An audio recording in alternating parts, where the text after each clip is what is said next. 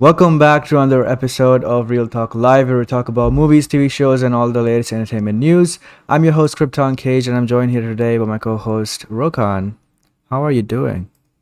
I'm pretty good, man. It's been a while since we've done this, so it's great to be back, man. Awesome. How was your weekend? Did Oh you well, meet someone important? I mean, no big deal. It's just Nev Campbell. No big deal. Yeah. Who needs Yeah, to remember that, right? yeah, exactly. Who really needs to know that? Yeah, that's awesome, man. Like the pictures, they seemed pretty good, and yeah, I'm happy for you. Yeah, thank you. Yeah, it's.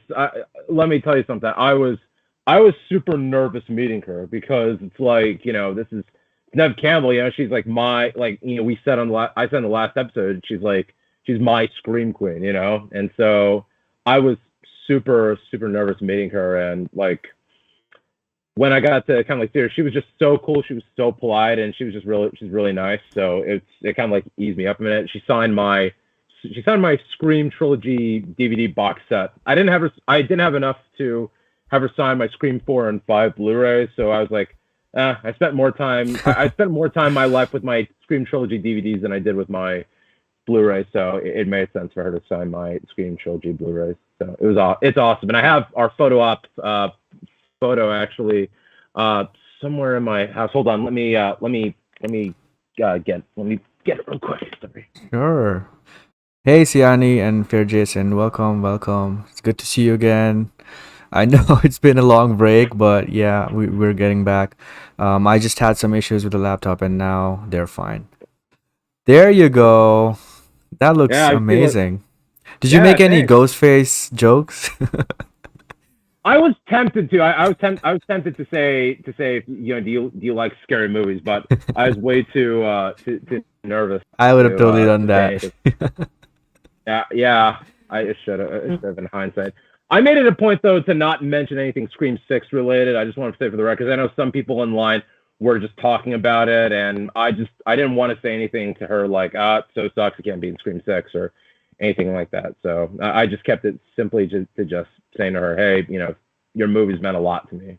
So Yeah, good call, man. I mean, yeah, she probably wouldn't be able to answer such questions anyway if you had to ask, but yeah. All right, yeah. let's jump on to the first topic of today, and that is sorry, wrong one. All right, that is the Black Phone. All right, so I have seen this movie a while ago, and look, I really enjoyed it. That's my first thought, but just to preface this, I would say that I'm a big fan of Scott Derrickson, the way he shoots his movies, the way it's kind of different from anything else that horror does generally. I like his style. I loved his first Doctor Strange movie as well. It was kind of a bummer that he couldn't do the second one. I actually wanted him to do that, but they got Sam Raimi, so it's not that big of a loss there.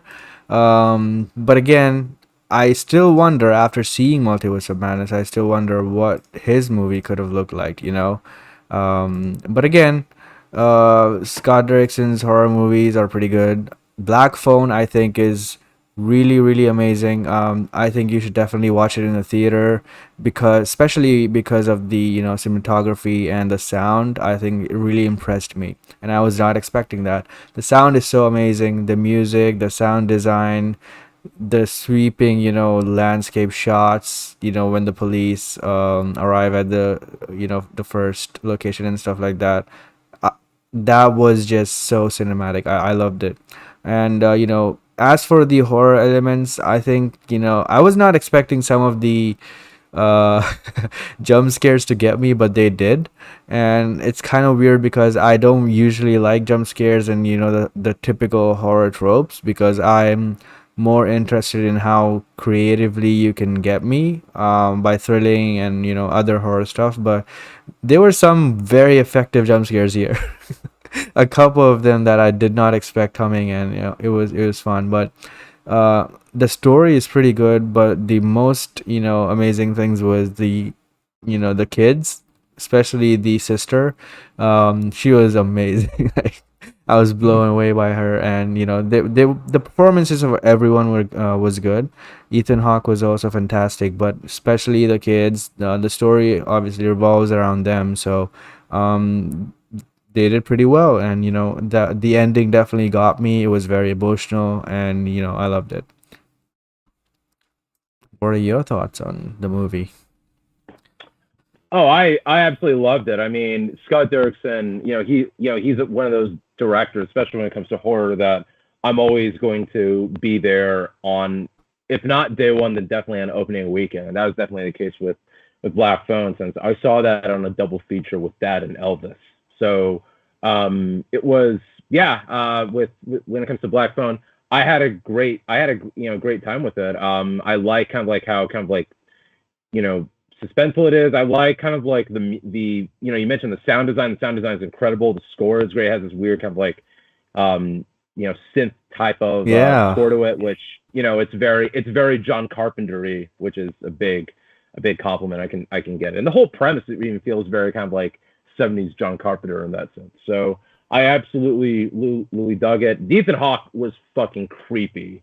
Like Yep. you could tell he was having fun in the role, but he's still super creepy in the movie. Like there's like one scene where he's like right in the bushes and he's got like the knife to the main kid's throat, and he says, "If you squeal, I will gut you right here in front of everybody." Yeah. Like it was just like it's creepy, man. So yeah, I absolutely really loved it. I mean, even whenever Ethan Hawke and Scott Derrickson work together, it's going to be gold, since they did Gold and Sinister. So I can't say any better things than that, other than it's definitely worth kind of checking out. And I didn't know that's actually based off of a book from Stephen King's son. Like I was like, that's awesome.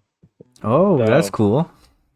yeah, like I mean, everybody's been adapting Stephen King stories, but this is the first I've seen someone try to adapt Stephen King's son stories.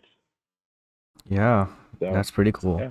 But yeah, man, like I said, this movie I think you should definitely experience in a theater, and I would, it's cool if you watch at home. It's still effective, but especially just for the sound alone, I would say just, go to the theater and watch it if it's still playing nearby. But yeah, I really loved it. I cannot wait for what he does next. And Mhm. yeah, I agree. let's move on to the next topic, which is Stranger Things. Well, what an epic finale, man. That was amazing. I mean, I couldn't ask for a better finale. I was hugely impressed by both episodes. This the final episode is just 2.5 hours long, and I just loved every bit of it. The way the story is structured and the way everything from the beginning came together. I loved seeing that. The characters coming together, that was a big part of this season. They were separated in different places, but at the end they came together. I think one of the things that missing, some people said it were missing, was that every character didn't fight in the final battle, which I get, but I also find it refreshing that they don't always have to do that. And this time they Mhm. were separated, and maybe at the end they came together, so maybe for the next season they will be together, right? All back in Hawkins, so they'll definitely be together, and that will be fine. And I cannot wait for next season. But this season, I think, I was kind of on the fence about it being the best season or not, because I just love the first season the most. And it's a very high bar, but I still am not sure exactly. But I would say that at this point, watching all this, I would say that yes, it has outdone the first season. Um, Mostly because of the storytelling, and also because of how the budgets massively increased. Like, there was a lot of time spent on this season, and also a lot of big VFX scenes. So I would say that they outdid themselves as a TV show. And it's definitely cemented itself in one of the best TV shows ever. And this season just proves it, because there's so many different storylines going on. It's not just one main focus on the kids. It was, some of the Joyce, Hopper, and all that stuff as well. So they didn't seem like side characters or boring in any way either. It was all done very beautifully, and the payoff for that in the finale was also pretty good. So I just loved that, and I loved that Steve and Robin didn't die. That was my one thing that I would say that made Thank me God. happy. Yeah, that was one thing. Yeah, but again, if I had one negative, I would say that I didn't like how they did the fake death for Max like twice and thrice. By the second or third time, I would have just killed her off, because they did the emotional scene twice already, and then she's still alive. But to the counterpoint of that, she is alive, but will she be back to normal? And I don't think she will be. And I think her being bedridden will play a huge part in the next season. And I don't want to say this, but I'm my theory is that they are probably going to do something from a game that I really like. And I'm thinking that they will probably do that, and that would be very emotional. So if they are doing that, then it's probably for the best. But I do feel that that's one of the things that I was like, really, third time, come on. But yeah, everything apart from that was fantastic. Eddie's, the rock scene, amazing. Like every upside down scene was amazing, and the whole season I Great was, song, by the way. Just saying, yeah, great song choice, Eddie. yeah. And the whole season I was also thinking about one thing constantly, which is there was literally no use of slow motion ever throughout the season. But when that final scene was happening, it was all in slow motion, and I was like, okay, this is why they were saving it. It was for this one moment, and I was like, yes, now this is perfect. And yeah, I loved it, and especially with that, the mashup of Kate Bush over the Stranger Things theme song, I was like, this is perfect. So yeah, they landed the finale way better than most shows do, and I was really impressed. What do you think of it? So I first off, I think I was a little bit critical of them splitting the season into two. Kind of like part A, part B. I've never been a fan of that. It's when Yes. I wasn't a fan of that when Breaking Bad did that, or like when Game of Thrones did that. I've never been a fan of that. But I think in this case, with these two episodes and how they're such massive cinematic type of shows, I think the call was necessary, and I think it worked to its favor, because it did feel like I didn't feel like I was watching two episodes. I felt like I was watching a 4-hour movie Yep. with those two kind of like back to back. And I think especially the finale, the final episode of the season is probably, and you can quote me on this, some of the best TV I've seen in years. I agree. could not be more happier. It's just it was funny. I was sitting there kind of going like, this feels more cinematic than a lot of the movies I have seen this year. Mm-hmm. So I couldn't be more. I couldn't be more happy. I loved the way that kind of like everybody had a part to do, and that was my criticism about part A, was that not everybody had a thing to do, because I was like, oh well, Mike, Jonathan, and Will are kind of the bench warmers. They're just thrown to the back burner, Mm-hmm. and here they have something important to do right here, which I was really happy about. So I was like, okay, it was worth it to get to this moment right here. Yeah. I also loved So that scene with Jonathan and Will, in the kitchen. oh, it was Yeah. it was very poignant. I missed those types of moments between Jonathan and Will, because we haven't had them in so long. So Yeah. it was And nice he to even see said that. moment again. He himself said that, like, we were so close, what happened? Why aren't you talking to me and stuff like that. So yeah, that was pretty good. Exactly, absolutely, man. I loved it, and you mentioned the usage of Kate Bush with the Stranger Things theme. That I am surprised that hasn't been on that has been on the soundtrack, because that is just epic. With that use of it, I especially love the drums coming in, and you cut to kind of like Hopper killing the Demogorgon, which I saw as kind of like a Dungeons and Dragons reference, like Hopper's slaying his dragon with a sword at that moment. So I thought that was so cool, and just kind of like how you're going to Steve, Robin, and Nancy doing their thing, and Nancy's going all Sarah Connor and shooting Vecna in the chest with that. First off, I just want to say Nancy has never been more hotter than that moment. Yep. And Steve saw that. Oh yeah, I don't blame Steve at that moment for being attracted to Nancy again, because who can blame him for that? Yeah, like, God, it was amazing, man. I couldn't be happy. The one thing I was not a fan of this season was Argyle. Yeah. Look, I get you want to do like your 80s stoner Spicoli type that you usually get in these shows, but one of the things I'd always appreciate about Stranger Things is that they took those 80s movie archetypes and made them deeper. Like Hopper, his archetype is that he's like the 80s action hero, like a Stallone or Schwarzenegger type. But they have shown throughout this whole series that he's a damaged and broken man. And with, Steve, they try to establish him as kind of like a Johnny Lawrence 80s bully type. And yet he's had probably one of the best progressions in TV history with how they've done Steve Harrington. So I like that they took these ace archetypes and did more with them. But with Argyle, it's like he's just a straight up just stereotypical 80s stoner that just slows everybody down.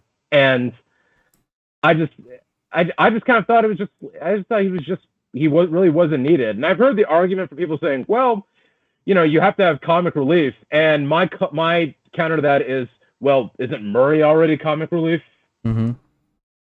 So, yeah, I didn't like Argyle, but everything else I absolutely loved. And I especially love the way it sets up for the final season, which we're due to see it in 24, I believe. So I love how one can hope. Everything up in motion. Fingers crossed. Well, we were supposed to get season 4, I think, in 21, and look how that turned out. Yeah. So I mean, I do like how it sets everything up for the final season. I especially like that it ends with like a very orchestral version of the Stranger Things theme, which does tell us that shit's about to hit the fan, and that we are going to have kind of like an epic kind of conclusion to the story. At least that's how I gather from it. Yeah, I don't know how they can get bigger than this, but it's just I think they'll just have to just use film cameras and stuff like that for the last season, because I don't know how they can get bigger than this. Like, well, Power of the Dog, which is a Netflix movie, it was shot on 35 mil, so it is possible. I hope so. I was like, man, what a week of TV, because Netflix had Umbrella Academy, that last week, and then that next week was Stranger Things. So it's a lot of good TV that we were given.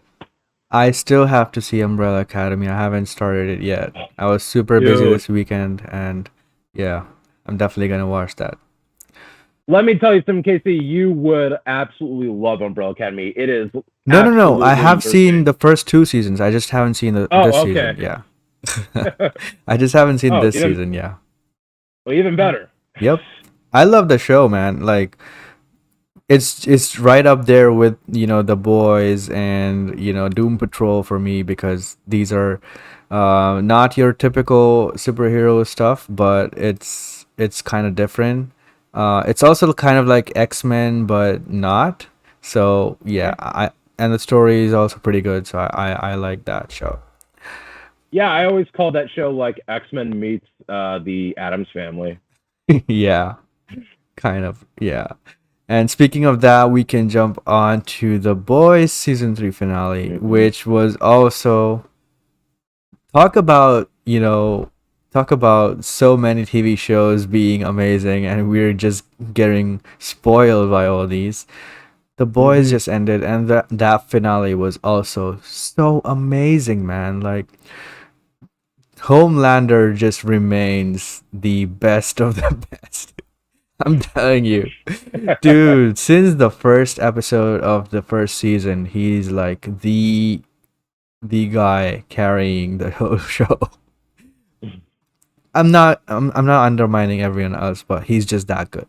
Hmm. But yeah, like everyone was fantastic in this, especially Soldier Boy. I didn't expect to welcome and love a newcomer, especially after like 2 years of goodness.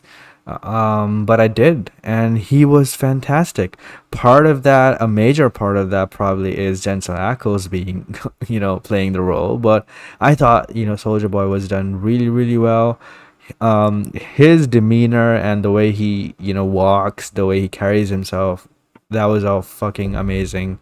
Um, I loved that character, and I loved what happened at the end. I did not see that coming. I actually, the way they set up that scene, I thought that they are gonna kill off Homelander, and Soldier Boy is Hmm. gonna take over. But I'm glad that didn't happen because there are two reasons I watched the show. First is Homelander.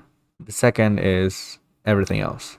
So I didn't want them to take away the major part that I watched the show for. So I'm glad that he didn't go that route.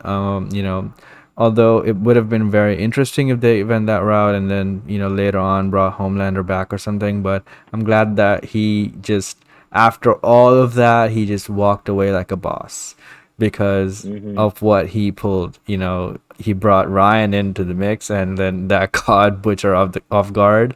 And I also loved how they the whole season they were setting up this side story with Butcher and Ryan, right? Like they had a falling off and all that. I thought that those scenes were good, but I didn't see how that played into the story that they are saying, the season.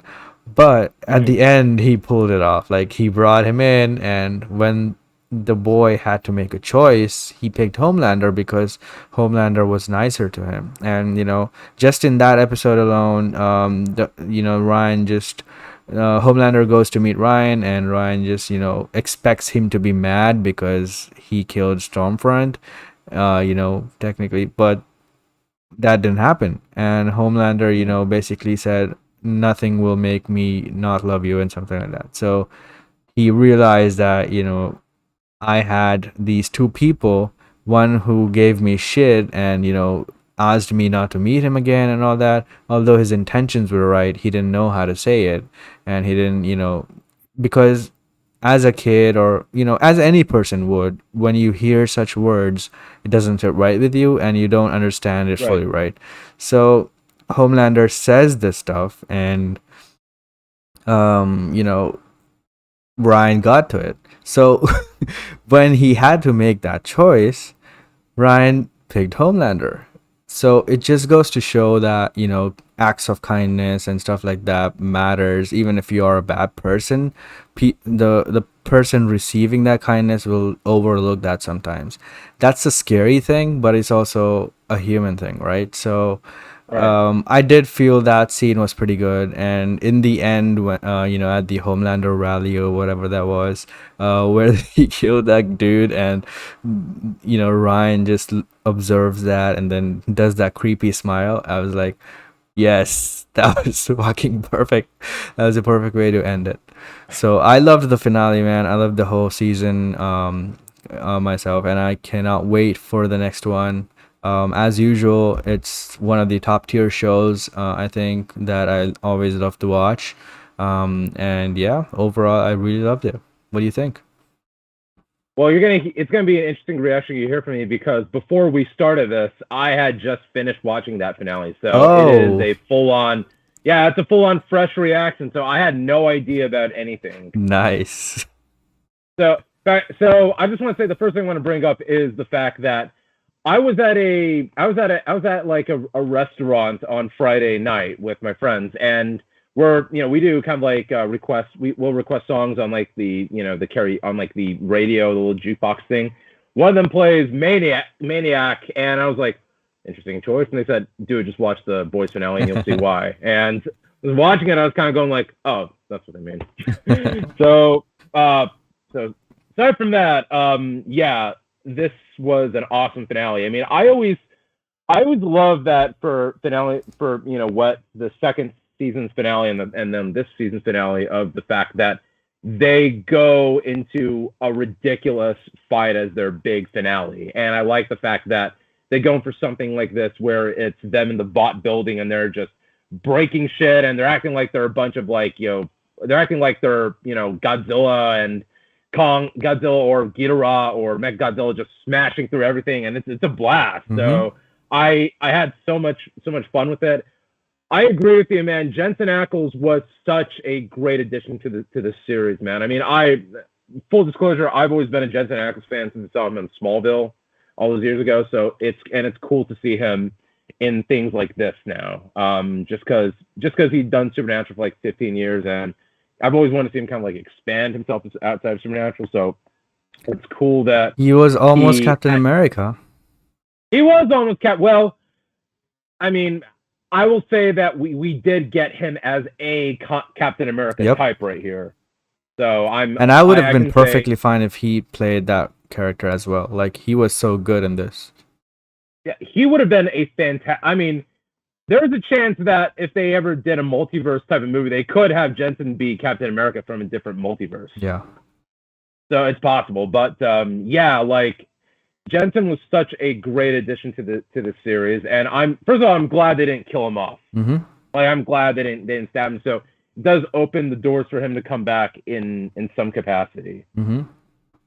But I do like just the fact that he was basically the Homelander before Homelander.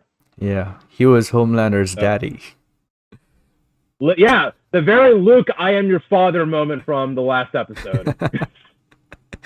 Yeah, it was kind of interesting. Like the whole season, they were setting up these conflicts between several characters, and all of them, at the end, they were kind of entangling each other, and Maeve versus Homelander versus Soldier Boy. Then there was Butcher, and then Huey and all that. It was pretty good, man. Like, I loved that finale. The fight was pretty awesome as well. So yeah, I was actually really satisfied. Absolutely, man. And the way it sets up for 4 at the end. I mean, first off, Butcher practically is he's in the worst spot of his life at the end because he lost he's lost the respect of his comrades with the boys, and he's now lost his last connection to his wife with Ryan, and now Ryan has now become like Homelander Jr. in a sense right there, where you see him just smiling at the end with all the death and destruction right there, and everybody just cheering him on like that. Like, it's like it is the worst possible thing to happen to Butcher. Yeah, like his own son, would become another Soup and Homelander like that. It would really kill him. So exactly. I don't know if the next season is the final one though. I don't know, because it hints that, I mean, they didn't say up front, but it looks like Butcher has cancer of some kind. Yeah. Just like his dad. So it does look like they may be starting to wrap things up, because I can't see the boys continue on without Butcher. Yeah, me neither. And that's another reason. That's a very good point. That's another reason I thought that maybe the next one would be the final one. But yeah, and I would be pretty happy if they went out like on a high road. But they are also discussing spin-offs and stuff, so I don't know. Yeah, I think they're filming one of the spin-offs right now, actually. Yeah. So I think, I mean, I'm down with seeing that world continue, but I think I'm fine with this main story ending after 4, because I think it's giving me that feeling that they're starting to wrap things up. I don't know, we'll see, but it was a great finale, and also one last thing, great usage of Elton John at the end. Oh yeah, their songs are so funny also most of the time because of the lyrics. You know, Oh they yeah, set up the scene and then the lyrics come on, and that's exactly what's happening. So, yeah, absolutely, man, absolutely. So it's a I could not be. I mean, I've enjoyed every season of The Boys so far, and this one is no different. So overall, I'm pretty satisfied. me too. All right, speaking of being satisfied, let's talk about Thor: Love and Thunder.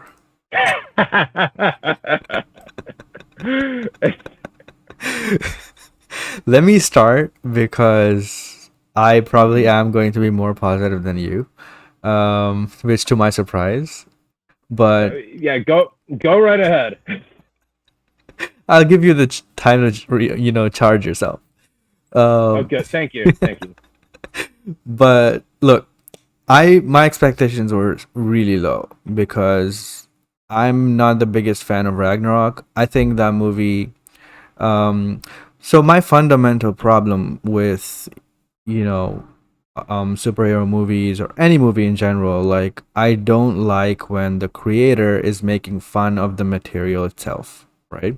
So you can poke fun, you can be funny about it, but don't make fun of the stuff you're making. Then nobody will take you seriously. Like why should the audience invest their time to watch something you created that you even think is silly, right? So Mhm. Ragnarok had a lot of that. Ragnarok had, the Thor parody, everyone making fun of Thor, Thor making fun of, Hulk, and the Grandmaster. Everything was just a joke, right? But again, that movie also had a lot of heart. That movie had a lot of story as well. There was a good villain. There were some good visuals, and the action was pretty good in some scenes. So it was not all that bad. I wouldn't say it was a very bad movie. I would just say that um the silly self-deprecating humor, stuff like that, doesn't work for me. So if people loved it, that's fine. They might like this movie too, but I was kind of expecting, because after Ragnarok went out and made Jojo Rabbit and won an Oscar for writing. Then I was expecting, before seeing the trailers, I was expecting that Love and Thunder would probably have more of the seriousness because Jane is suffering from cancer. Spoiler alert. But you'd expect that to be a serious type of movie, right? At least Right. some seriousness more than Ragnarok. But when the reviews started coming out, and the people who usually praise every MCU movie were shitting on this movie, and they were saying that Taika just kind of is full of himself here, and is he took the silliness of Ragnarok to the extreme, and I was like, wow, that's something completely opposite. It was what I was imagining for this movie, but because of that, my expectations were really low, right? So Mhm. the trailers I really liked because they got me with the song, you know, Guns N' Oh Roses. yeah. I love that. So, um, yeah, the trailers were really good, and I started watching the movie. Right, the first act is good. I didn't think it was bad. I thought that, the first act was going fine. It was, kind of adventurous, kind of serious, kind of funny and all that. But the second act, when they, when they meet together and they go for when they go executing the plan, Mhm. that's when it all went to shit. You know, Zeus was I thought Zeus was fine, but I didn't like the way they wrote his character and the way, some of the jokes went too far. I mean, too far into not being funny territory. Mhm. And they overdid some of the things. And some scenes were just really, really unnecessary. Like, even in a funny way, it was unnecessary to the movie because, he cut all the other stuff out of the movie and kept that. Mhm. So that makes it even worse. So, The second act just didn't jive with me at all. I was just straight faced watching everything, and I was like, neither of this is funny. And to my surprise, my in my theater, a lot of people felt the same way as well. Like they were laughing a lot of times, but way lesser than Ragnarok. Like I've been in a theater in Ragnarok where people were dying for every scene. And I would say that Ragnarok had a bigger scale than this movie, and it was actually funnier than this movie, even if some Hmm. of the silly jokes were present in that. But here, some of the jokes were not even funny, and I didn't enjoy the second act at all. But when the gore stuff starts to ramp up in the third act, I thought that was pretty good. Third act was um, it was more serious than the first two acts, so comparatively, it was pretty good. And the message of the movie was pretty good. I thought the Jane stuff was also pretty good. I liked how the dynamic was between those two, and the final scene was actually really surprising. It wasn't the movie didn't end on the villain being defeated, but it went by action. It went on for an emotional scene instead. So I liked that choice. It was probably not the best for this movie, but I liked the choice. And I like the performances. Of course, Bale was good, and but with that all said, I also would say that you could watch this movie on Disney Plus, because this is not cinematic at all. Again, the usage of volume is very limiting, you know, and I think this is the worst usage of volume ever until date. And it was so bad. Like you could see they are standing on a set with Hmm. one object to the right and then a screen in the back. You can literally see it, and it was so bad in some scenes. I wouldn't say this movie is totally like that, because a lot of scenes are also pretty visually great, especially in the third act. But Yeah. the second act, the locations they chose, especially with the Guardians of the Galaxy there and all that, it was very poorly done and shouldn't have been in the movie, at least unfinished, or without hiding it, because I'm shocked how they could allow this in 2022, to be honest. But as for the Guardians, I always love the Guardians. No matter where they show up, I love them. They are in this movie, and I I was expecting them to do more than they did, which I was kind of disappointed about. But I did understand it later that they were there. My friend told me that it was mainly to promote the holiday special and the third Guardians movie, I think, and which makes sense because Yeah. Rocket literally in that scene was talking about a holiday, an actual holiday, and stuff like that. So it makes sense. But that's also a pretty smart choice, I think, on part of James Gunn to keep the Guardians hype going, to promote his own stuff as well. So yeah, I'm actually looking forward to that more now, because there's this one action scene in this movie with involving the Guardians, but it's just one shot and it's not a full sequence, and it just has a voiceover. And I was like, come on, just at least show the full scene that you're filming here, Mhm. because that looked like an Yeah. awesome scene, like in the water. Hmm. That was pretty cool. But yeah, overall, I don't think it's bad. I think it's okay. If you have zero expectations, I think you won't be disappointed. But you might be disappointed by a lot of the movie, but you won't be completely disappointed or hate it, I think, if you have zero expectations. But I didn't hate the movie. I hated the last Star Wars movie. I wouldn't say that I hated this one. I thought it was okay. It was again Taika being Taika on twice than he was before.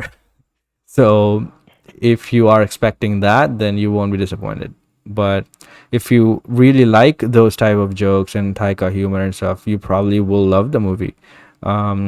As I see some people loving the movie, and I don't understand why, but every person is different, so who knows? But also, there's something at the end where a scene plays out and the title of the movie makes sense, which I thought was pretty good as well. And they set up something for the next movie and going forward. So that part also I liked for Thor's arc. I liked that part. And of course, again, the movie had to end with my favorite song. Um, so that was pretty cool. And the post-credit scenes, dude. The first post-credit scene was, I think, one of the really good ones from Marvel so far, because that really got me. There's a casting that is unannounced, and it's a complete surprise, which is really amazing, and I'm so excited for that. I cannot wait to see that. This is twice now they did the unannounced casting right in the post-credit scene or something. The first one is with Charlize Theron, and that was All also a right, big yeah, surprise. But yeah. yeah, I loved the post-credit scene. So yeah, that was my thoughts on Thor: Love and Thunder.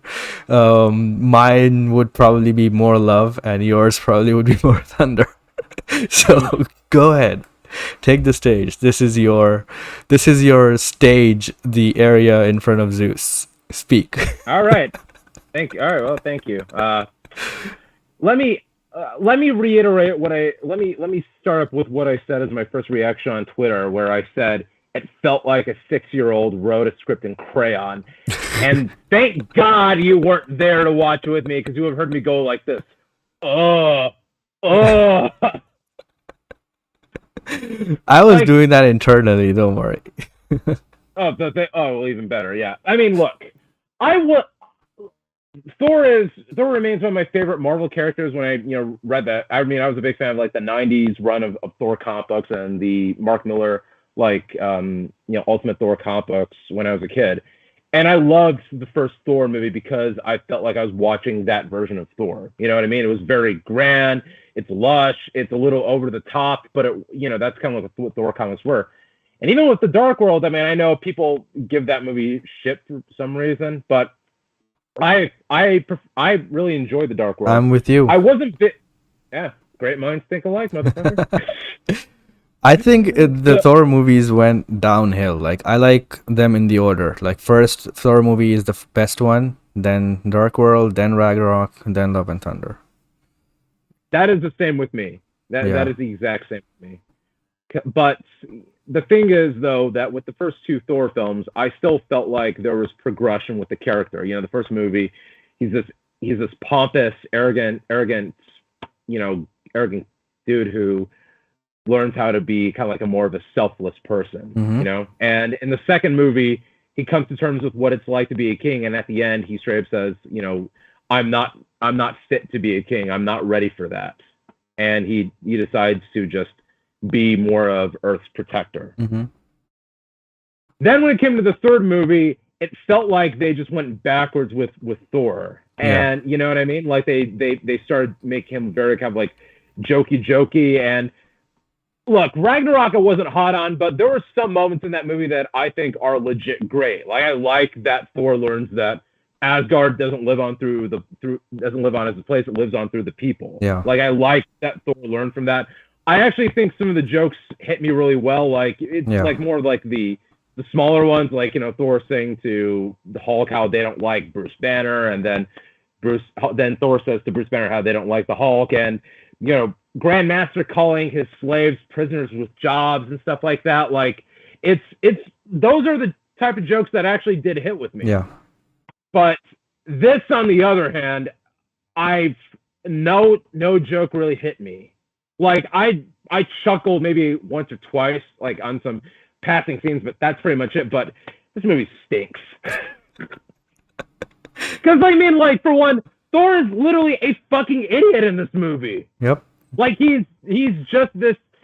They just kind of like degraded him as just this moron. Like, it's like Thor ultimately is pretty much Eric Matthews from Boy Meets World. He starts out at the beginning of the series as this kind of like well-rounded, good brother, and then they started sprinkling in him some more and more silly stuff for him.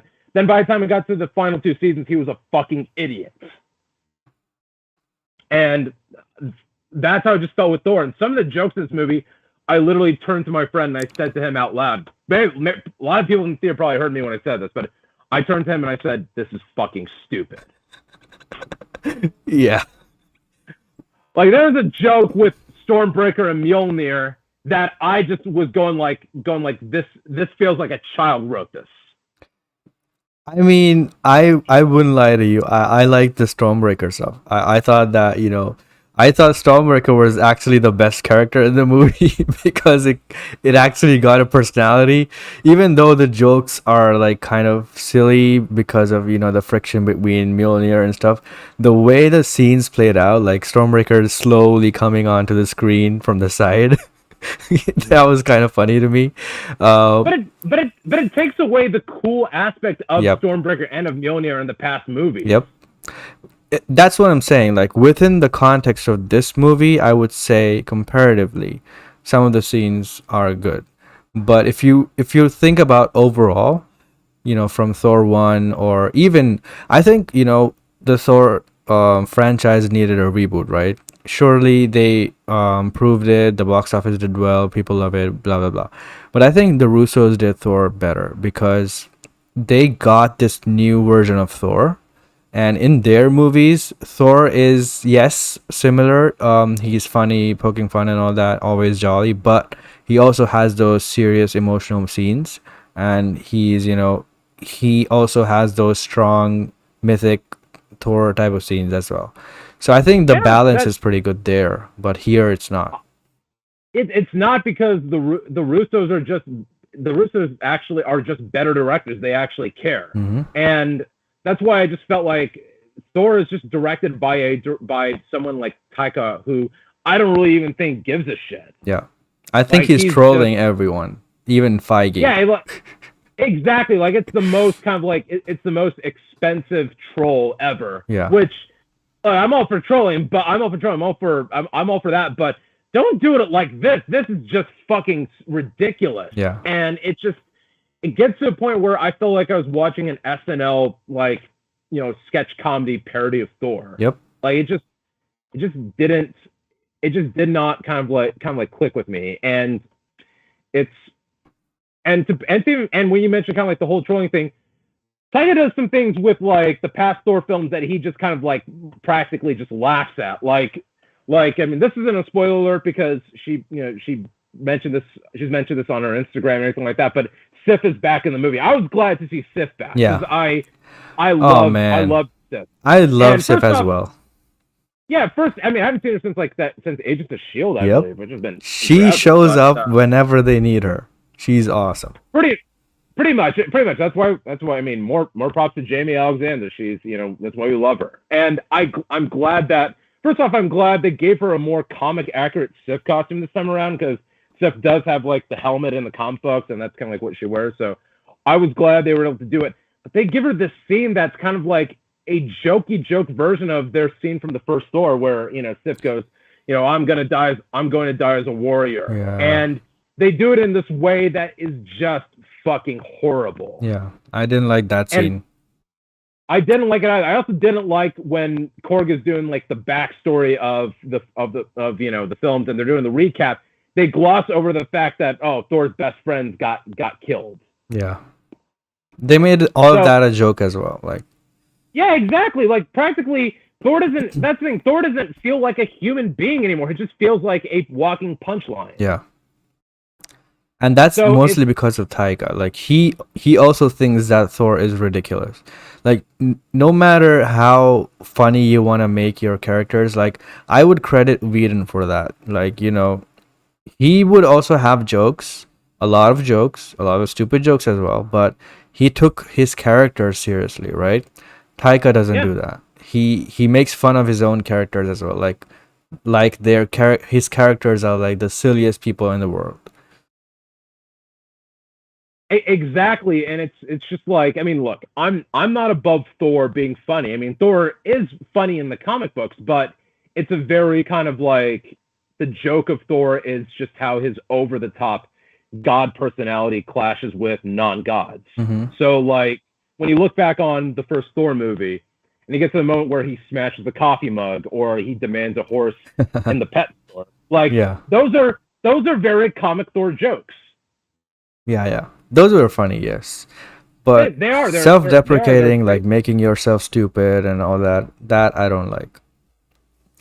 Neither do I. It's stupid, and it sucks because, like we mentioned kind of like how much of an idiot Thor is, and how first off they barely use Valkyrie in this movie, which I didn't like because I thought Valkyrie was the standout of Ragnarok. Yeah, she's here just for exposition.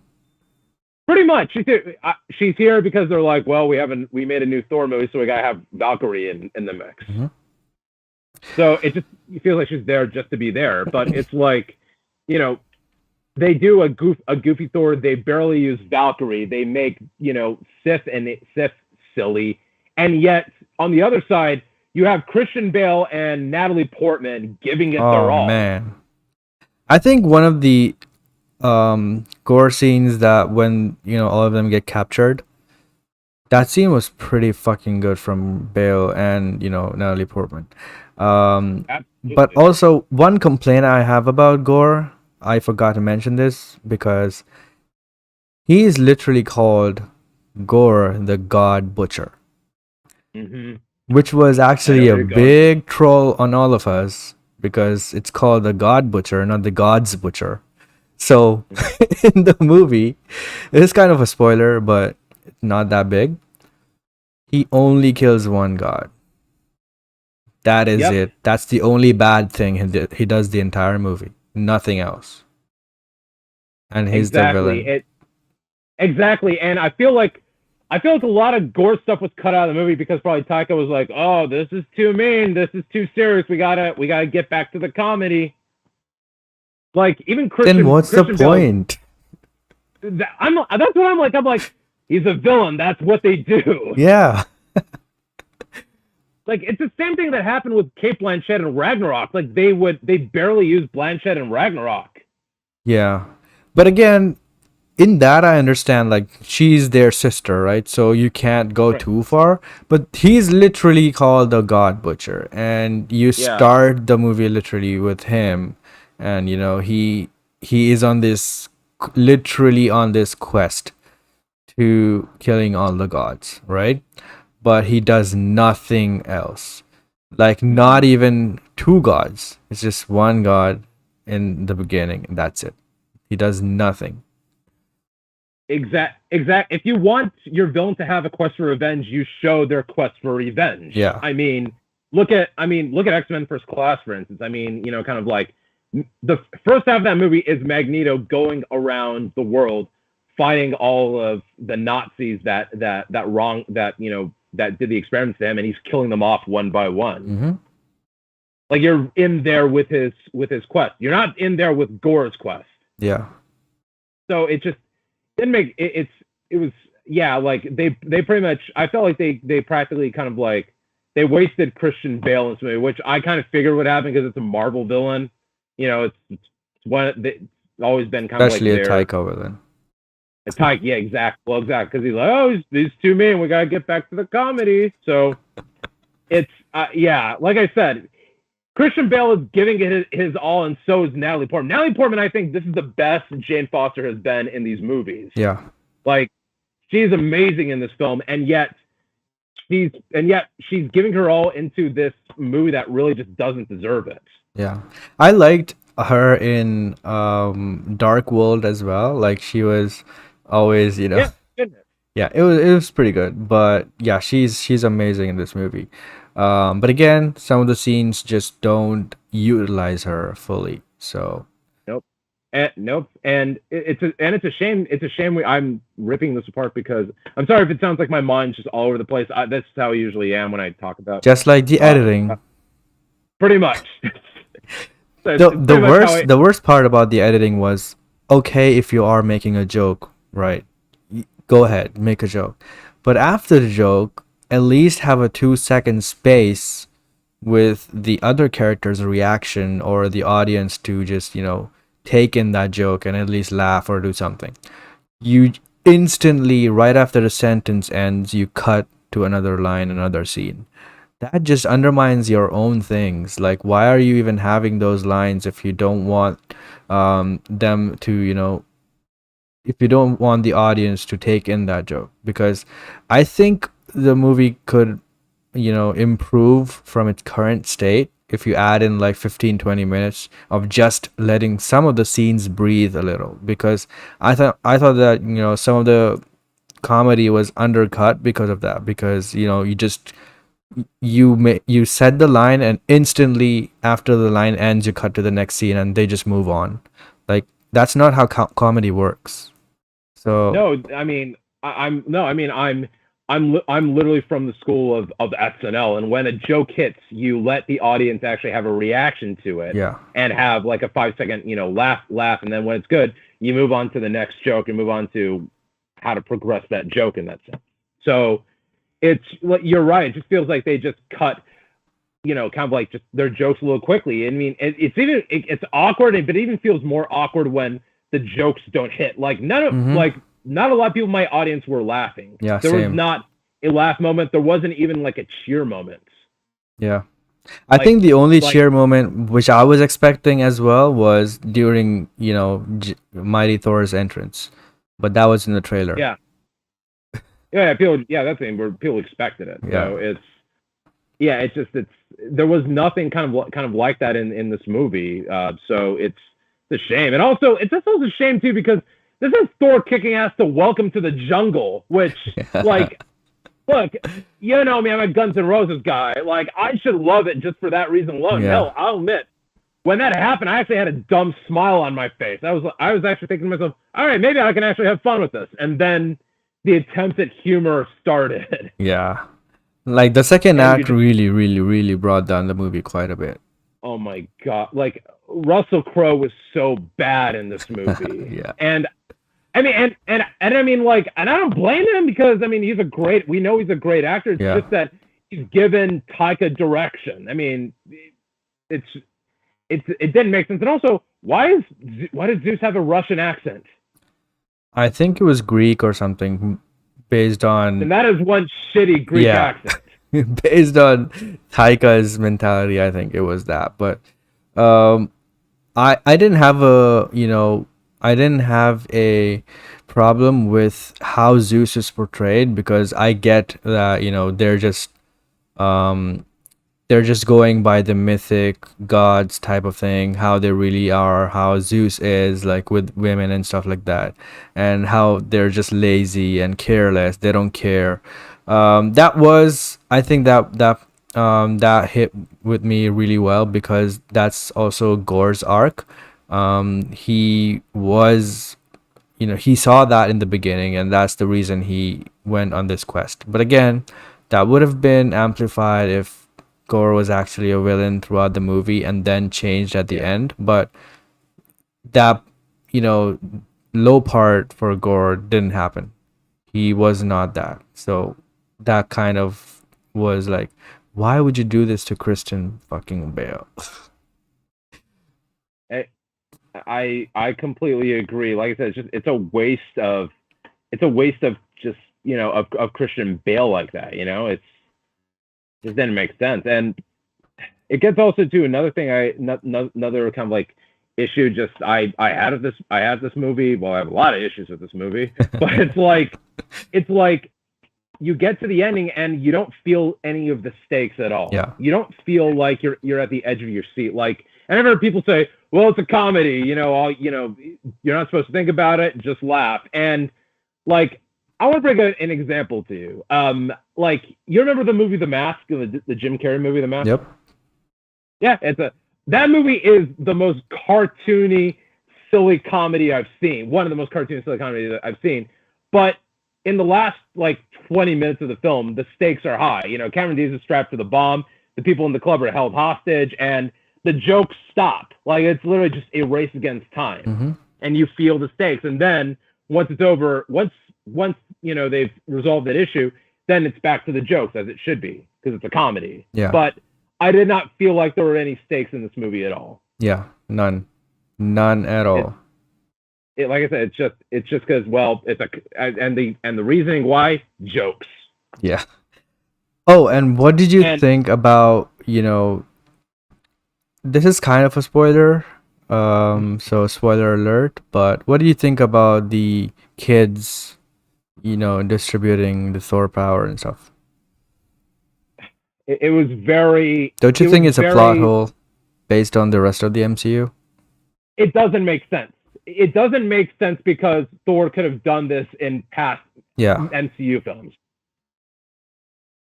So it was stupid. It was like Taika Waititi watched Beyond Thunderdome and he was just kind of like, I want to do that, but I'm gonna do that with a Thor movie. Yeah. It was a cool scene in concept, the way it played out, but I was like, how does this work? Because can you just give it to just about anybody now?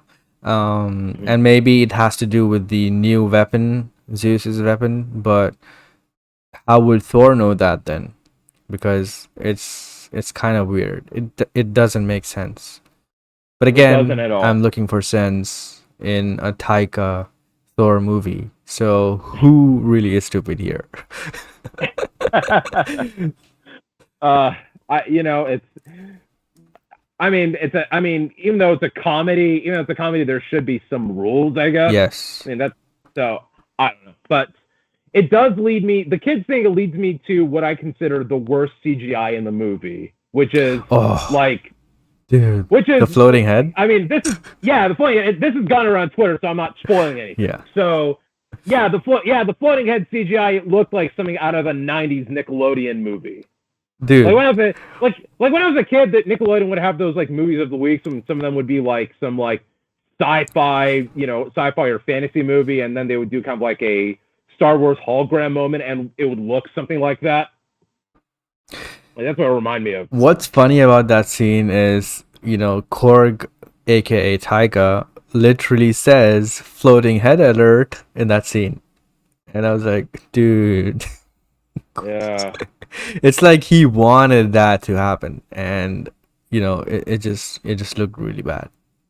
It looked bad. Like I said to myself, this is Disney. So these are the guys that made fucking Mandalorian and Infinity War. Infinity War, yeah. And you told me they did this shit, and they're like, yeah, it's perfect. Let's put it in the movie. I don't know, man. Yeah. Sorry. The more they're making the movies, the lesser the quality control is becoming. Exact, and same with the TV shows too, because I mean, it's like some of the shows look fucking incredible. Like Falcon and Soldier, the effects look great, and same with Miss Marvel. Other shows like Moon Knight look like the effects look super cartoony. Mm-hmm. So I don't know, man. I don't. Also, one more thing.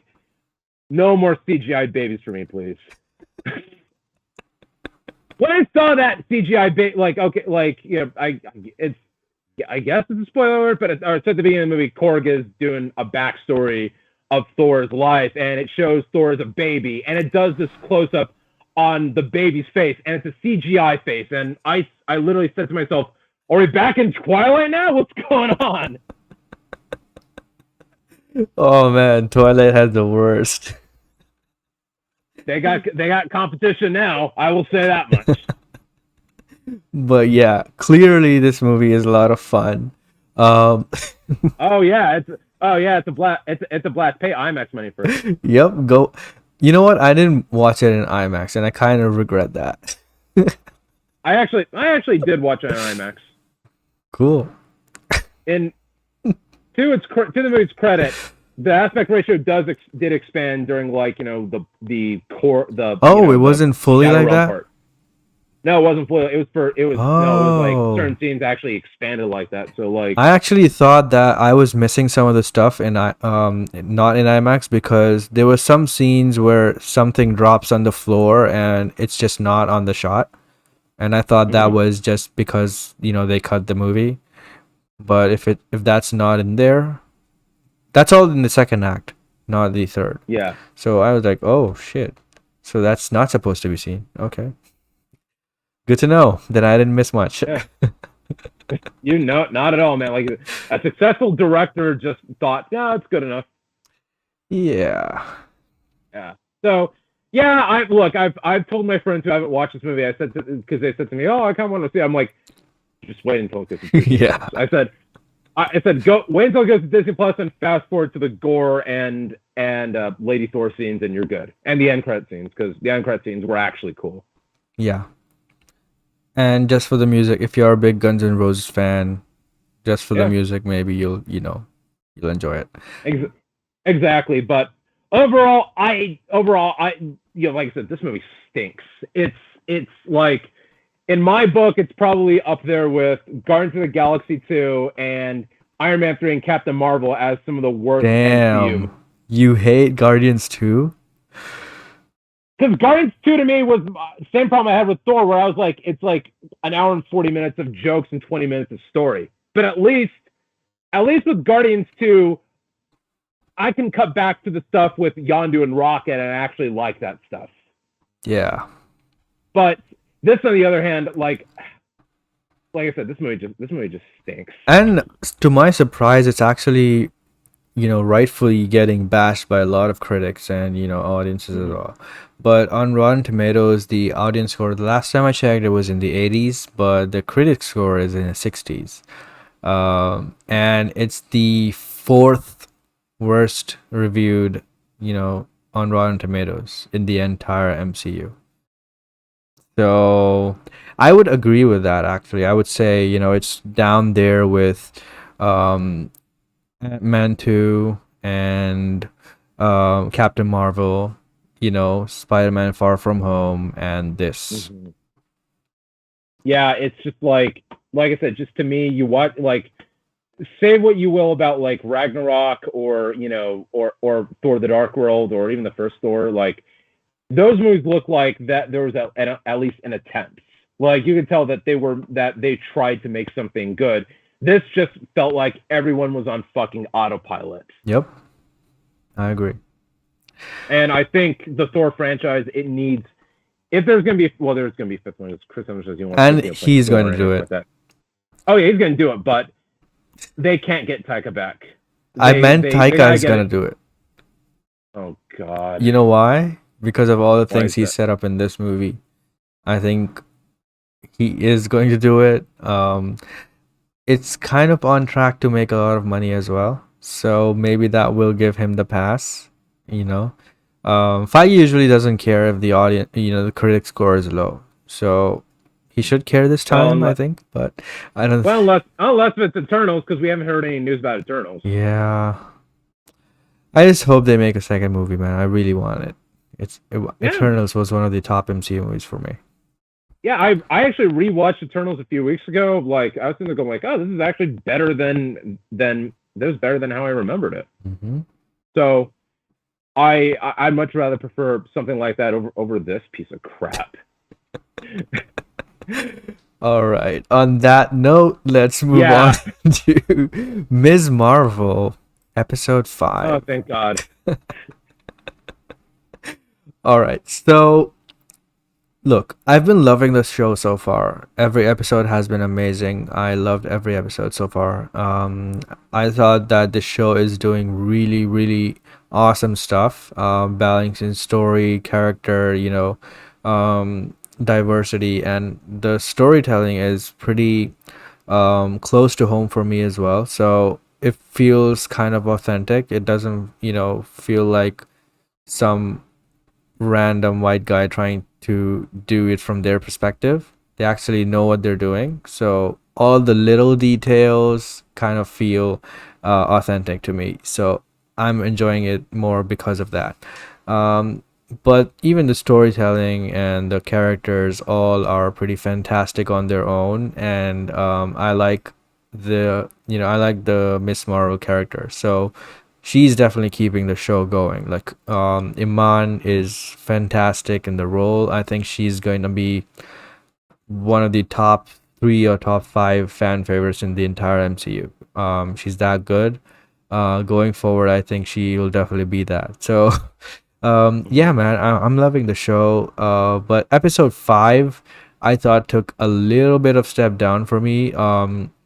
I liked the first half. The way they went in the past and stuff like that. I liked that story. I really enjoyed that. But at the end of that story, um, especially the train scene, in that the writing kind of felt very forced and stuff was happening very conveniently.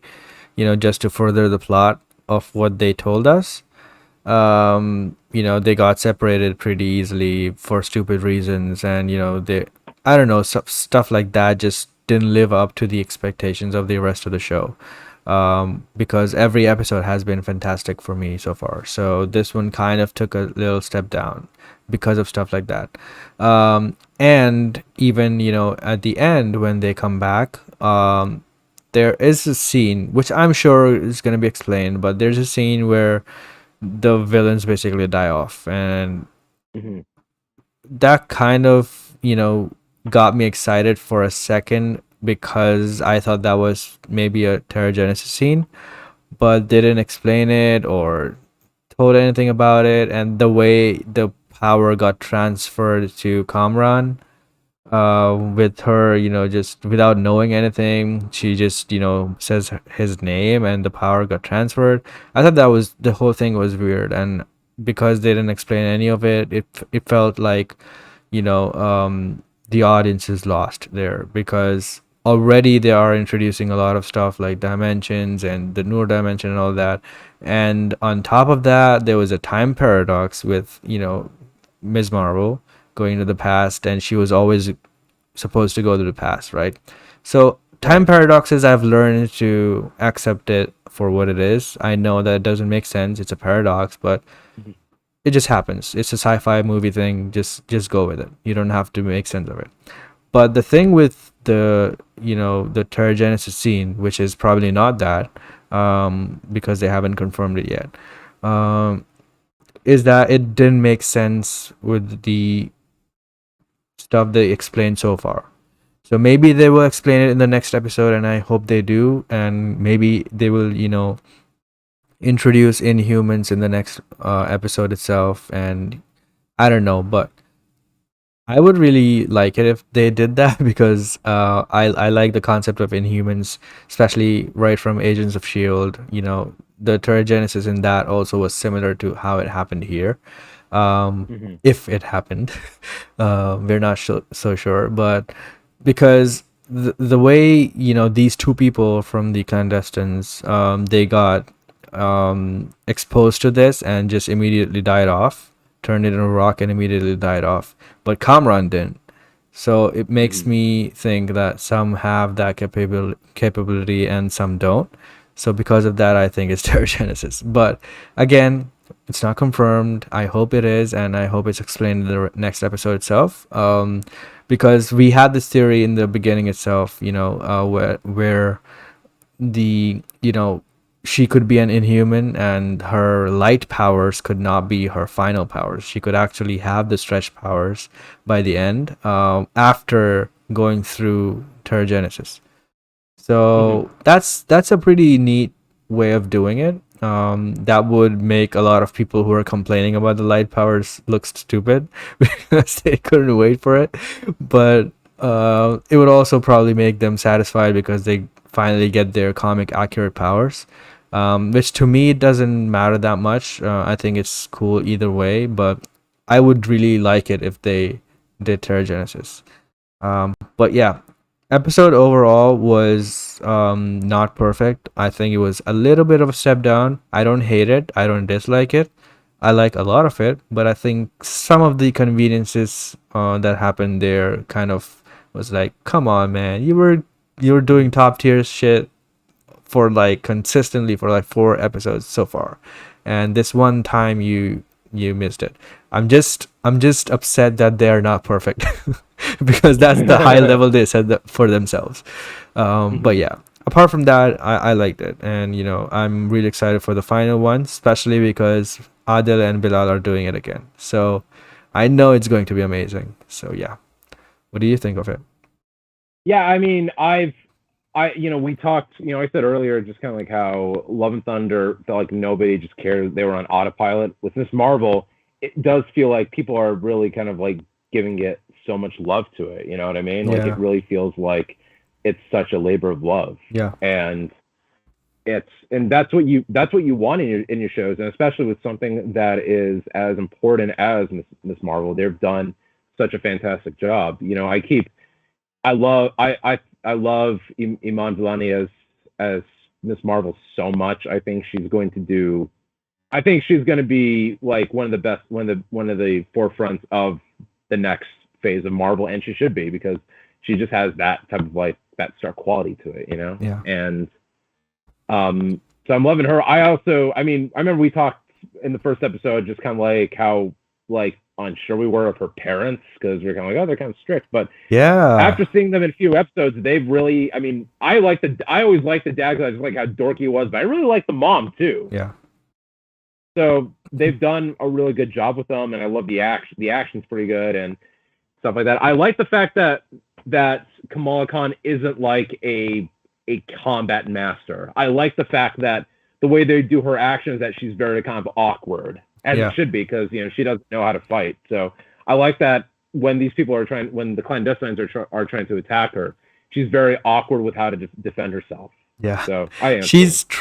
I love that she is a fan of these, superheroes like Captain Marvel and Black Widow. So she tries to emulate them in fighting, does the poses, the jumps, flips, and all that. I love, but also keeps falling, or um, doing some mistakes. Like I also loved the fact that her fight with the red, whatever, the red dagger, the dude, Red Dagger, yeah. the first time they meet, she throws the dagger back at him, and it just doesn't go exactly how it's supposed to be, because of course it wouldn't. Like, how would she know how to throw a dagger? Exactly. Yeah, so I like that part. I agree with you. Exactly. So I like kind of details like that. I do agree this episode was probably the weakest. I mean, I like going into the backstory of kind of like the little, like her little magical bracelet, and saying kind of like the history behind it, everything like that. But it does. I do agree with you. Once we get back into the present, it does. Some of the writing does feel a little bit wonky. Like it feels like as though that they're trying to get everybody in their starting positions for the finale. Yeah, maybe this wouldn't have been a problem if they had 8 episodes. Um, I agree.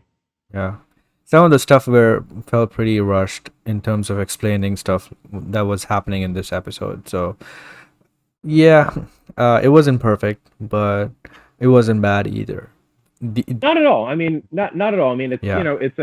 it's a fine episode in the midst of top tier great episodes. Yep. I felt the same way. But yeah, I'm genuinely very excited for the finale. I hope they don't Moon Knight it or WandaVision it again. I really hope. Don't. I really hope they stick the landing, because the show has set a high bar for itself. So yeah. Yeah, and you also have to set up the fact that we're going to see Kamala in the Marvels, so you have to set up where that, Oh yeah. why she would be needed in the Marvels with Rambeau and with Danvers. Yeah. Do you think Captain Marvel will show up in a post-credit scene or something? Oh yeah, she will. Either her or Rambeau. But I think the best way to, especially since the status is unknown if Kamala is going to have a second season, then I think if you're going to just have this be a miniseries, then you have to end it with Captain Marvel. You just have to. Yeah, I would think that if they wanted to film it easily or something like that, they would probably do it on a video call, like how Captain Marvel usually communicates with these people. Just come on a video call. Yeah, She did in Shang-Chi after all, so I would agree with you on that. exactly. And there's also a story, connectivity there, because in Shang-Chi she was looking at something that they didn't understand, an old power or some sorts, and the 10 rings are involved in that. So even in Miss Marvel there was that. So there could be a connection. It might be the bracelet or something related to the Kree or something like that. But yeah, I'm so I'm so excited to see, the Kree stuff with the Terrigenesis stuff in this, because I loved that stuff from Agents of Shield, and as a fan of that show, I'm liking that they are getting introduced here as well. All right, so moving on to the next topic, which is The Rock. Um, okay, so there was a tweet in which he was praising a cinematographer, not the cinematographer of Black Adam, and below that, a fan who goes by at the Geek of Steel, he tweeted, "Heroes, can't wait for this movie. I don't care if there are no cameos in it, but if there are, dot dot dot." There was a picture with Superman and Black Adam, um, those both crests, and that was Henry Cavill Superman. And The Rock quote tweeted that, going out of the way, quote tweeting that, and said, "From back in the day when I was wrestling in flea markets for $40, $40 a match," he said $40 bucks, all the way to now, I've learned to always listen to the audience because they will always lead you to where you need to go. I hear you, and I always got you." And he winked. And hashtag Black Adam. Dude, I'm telling you, this is probably the closest. He has quote tweeted and liked and replied to Superman stuff before, related to Black Adam, but this is probably the closest he came to teasing Superman in the movie, because this is a direct quote tweet for Superman related stuff. And he literally in here says, "I hear you and I always got you." Once again, let me remind you, this is The Rock we are speaking about, the wrestling hype man. So it could just be that he is teasing a very minute thing, a presence of Superman in the movie, maybe. Because, again, this is The Rock. It's his job to market the movie. But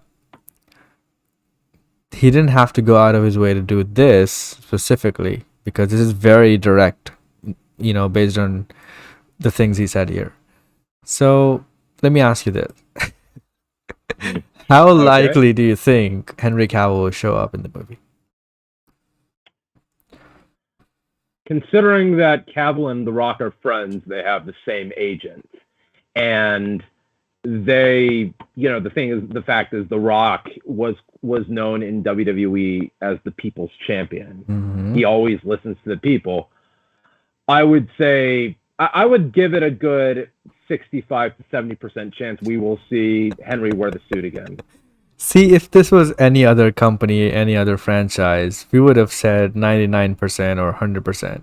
But since this is the WBDCEU, we're like, maybe 60%, 50%. Yeah, exactly. Yeah. Well, I mean, see, this is why I was bad at gambling, just because I'm bad at numbers. But yeah, I mean, look, it's like I said, this is WB, and the way they've treated Superman post Justice League has just been this state where they just don't know what to do with him, and yet they'll announce these projects like, yeah, J.J. Abrams wanted to do like a Superman story, but that has just gone nowhere. Michael B. Jordan wants to do the Val Zod Superman, but there hasn't been much word on that.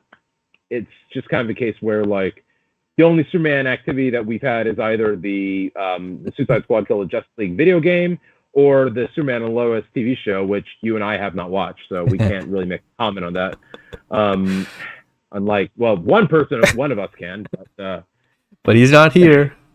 Exactly. Thankfully, to talk more about Superman and Lois. Oh yeah, more of his preaching about it. I love you, Maher. Yeah. But I mean, but it's like they've just put Superman in this weird state of flux, which they shouldn't, and yet studios are like, well, we have Superman, but people are like, but Henry's our Superman. Like, Henry's on cloud nine in terms of popularity right now because he's got the biggest TV show on Netflix. He's doing Argyle, and he's doing the Highlander movie. It's like, why not? Why not bring Henry back Yeah. and have him wear the costume again? The Rock has been wanting to do this movie with Henry forever, and I think if there's anybody who can sway the studios in making that happen, it is The Rock. Yeah, I agree with you. But I'm also cautious. Because Henry is not someone who does these cameos unless he gets his big contract, which is why he skipped Shazam. That made WB mad. Toby Emmerich was mad at him for that. That's why he never showed up in any of the other ones. And for Black Adam also, I think it's the same type of deal. He didn't even show up for Zack Snyder in ZSJL for the additional photography. So He wasn't able to. no, he didn't, because I thought he wasn't able to because he was in England and it was around the time of COVID. And so was he wasn't able Ezra to. Miller. That is true, and they filmed his stuff on the set. Yeah. Oh, yeah, that's right. Yeah. So for Henry to actually show up in that movie, he would have needed a new contract. So that is why he's not doing these cameos, because he wants the new contract, he wants more money, and he wants that solo movie. Unless he doesn't get that, I think he's not gonna do any cameos. But Black Adam is still ways away, months away, and you have the new chief in here. You have David Zaslav, and the new DC head will probably be announced soon, and the contract could be in the works as we speak as well. So with that, keeping that in mind, my hopeful answer would probably be yes, he might be in there. I would love that, because that's something I want more than anything. Like, I want the DCU to have Superman back in the forefront, and I want him to be Henry Cavill, not a faceless cameo. No more shadows. I hate that shit. I want him back, and I also want that solo Superman movie he wants. Like, it's pretty good idea. I think that will make a lot of the audience get invested in him again. I think he needs that solo movie to have focus on his character again, rather than getting involved in Justice League and world-ending fights and stuff like that. A movie where the focus is just him and Lois and simpler stuff would probably benefit the character a lot. And I wouldn't mind if it's a little bit lighter than Man of Steel. But it shouldn't be too funny or too cheesy and stuff like that. No, not at all. I mean, look, I think if you want to go for that more, symbol of hope, Superman-ish, lean more into that optimism, then yeah, it should be a little lighter than Man of Steel, but it shouldn't be a fucking comedy. Yeah. Like, I look at kind of like the X-Men films is like that right tone that needs to be. Because X-Men films, they have dark moments, but also they have some very fun, light moments in those films too. Like, you don't feel like you're watching an overly dark film or a comedy. So I think you got to hit that Goldilocks zone, I think, in terms of tones, which I think fits Superman. Which I think Henry Cavill will do, because part of what he is probably negotiating is picking the director and, having some say in the story and stuff like that. So I think he is doing the right thing by asking these stuff, but also I think he should kind of meet them in the middle ground. Both of them should, and sign that fucking contract that should have been signed in 2017. The further you're delaying it, the further you're making it impossible. So I just hope they do that and start with Black Adam. Put him in the post-credit scene. It's just easy. Don't waste that opportunity.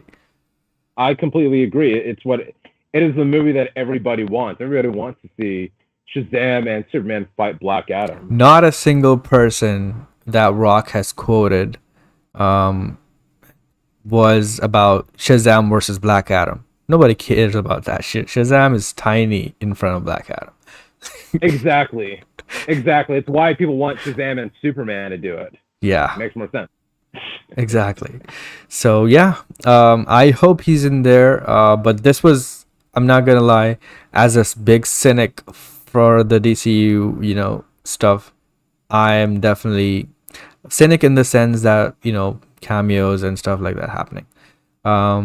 I cannot lie. This kind of made me hopeful because it is the most direct you can get without saying it. So yeah, I hope it's in there. All right. Fingers crossed. Speaking of that, um, we have San Diego Comic Con coming up in July. Well, this is July. In a few weeks. On 23rd, it's the Hall H Day when Marvel and DC both are gonna do panels.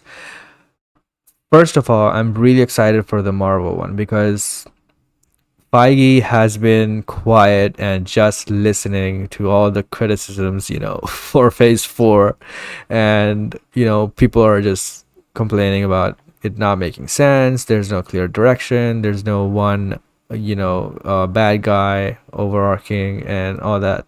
So Feige has been just quiet, listening to all of this stuff. And he's probably preparing, and they're going to Hall H, and that's big because they don't need to do that. They have their own conventions now. They can do it online. They can do stuff like that. Going to Hall H is actually not that beneficial for these companies. It's just a small number of people compared to what they get online. So going to Hall H just shows that they are hyping it up without saying it. So I'm excited that they are doing this. I'm excited for Feige to reveal his, new plans and stuff like that. So really excited for that. I don't care for What If season 2. I know that's been confirmed, but apart from that, I'm actually looking forward to everything else. Maybe we'll get some big Wakanda Forever stuff, because that's the next one coming out. Oh, that's right. Yeah. Yeah, so really excited for that. Maybe they'll drop a trailer or something. But yeah, man, I'm really looking forward to the Marvel panel. And coming to the DC side, Black Adam is going, and Shazam 2 is going. So these two are confirmed. So I think these two movies are coming this year, right? So they are gonna be hyping it up like crazy. I'm not that interested in either of these. I'm actually more interested in the Flash movie, and then Aquaman 2 and Batgirl, stuff like that. But Shazam Black Adam, not that much. But again, if Henry Cavill is showing up, then I would be excited for Black Adam. But I'm actually, you know, I'm actually interested in these movies, but not that excited. So yeah, but I hope there's a Flash panel. It's not been confirmed. There's no word on it, and it doesn't even make sense to be there because the movie is too far. There's Ezra Miller problems and stuff like that. So I don't know if it will be there, but I hope it is. Apart from that, I don't know what else they'll do that will get me interested.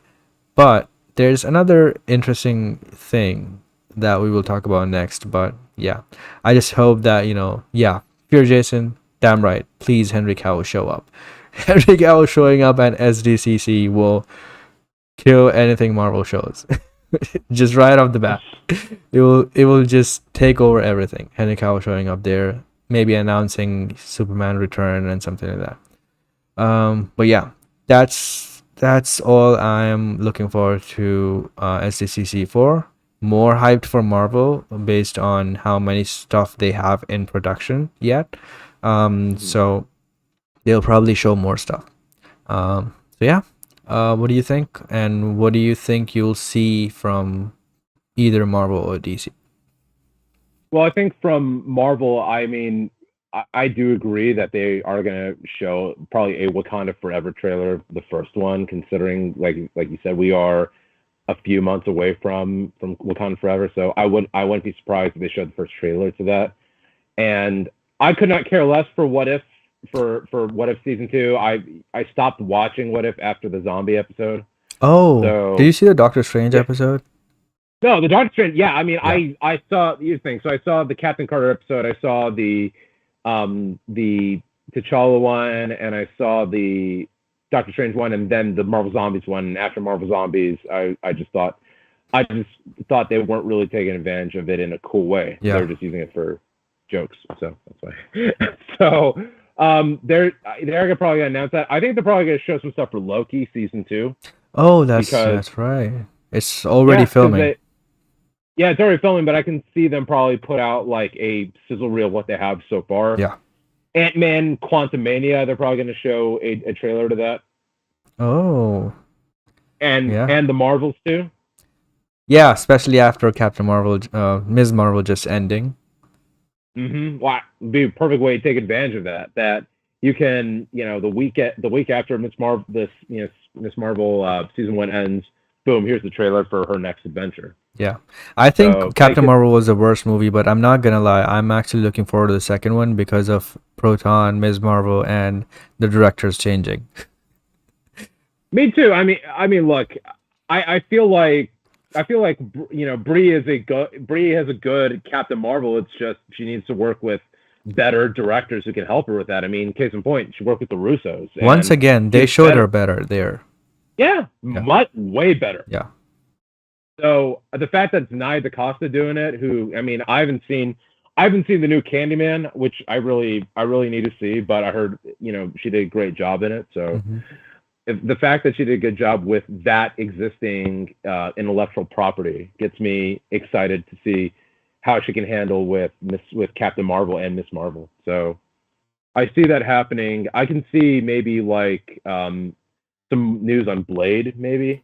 Oh, maybe like yeah. the first image of Mahershala in the costume. Yeah. Considering that all we just heard from him is just his voice at the end of Eternal. Yeah.